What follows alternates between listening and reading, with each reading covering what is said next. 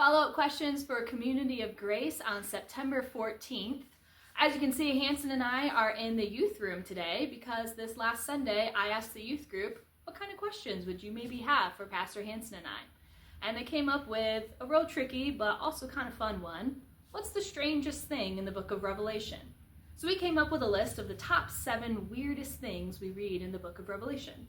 Why number 7? Because there's lots of lists of 7. Churches, trumpets, seals on books, and bowls full of stuff. Number 6 is the number 666. This is something that's permeated even into the culture outside of the church. People understand this as being connected with the Antichrist. Probably some less people understand that this comes from the book of Revelation, and even less people than that know that it's not actually referring to the devil in some sense, but referring to Emperor Nero, the dictator who persecuted his own people. Number 5 is the Whore of Babylon, another weird phrase that has found its way out of the Bible and into pop culture somehow. And it's another symbol, as Revelation is chock full of symbols around overreaching governments that oppress their own people. Number 4 is the 4 horsemen of the apocalypse. These horsemen are conquest, death, famine, and war.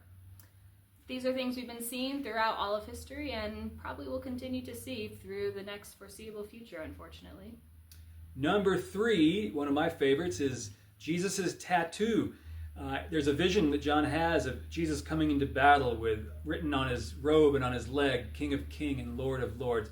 Some people they would say it's not really a tattoo. However that goes, it is an expression that for all the earthly kings and lords and other leaders, there's a higher power out there.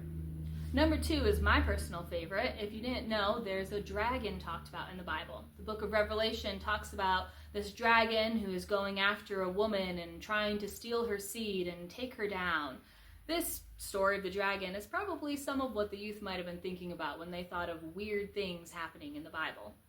But the weirdest thing to me is for all those weird things, all the scariness, all the cartoonishness, Revelation ends on hope. It ends with a new heaven and a new earth. It ends with no more tears. It ends with trees of healing for all the nations. So anytime you get a little worried about those war and pestilence and other government overreach, emperors and dictators, just know that God has bigger plans in store.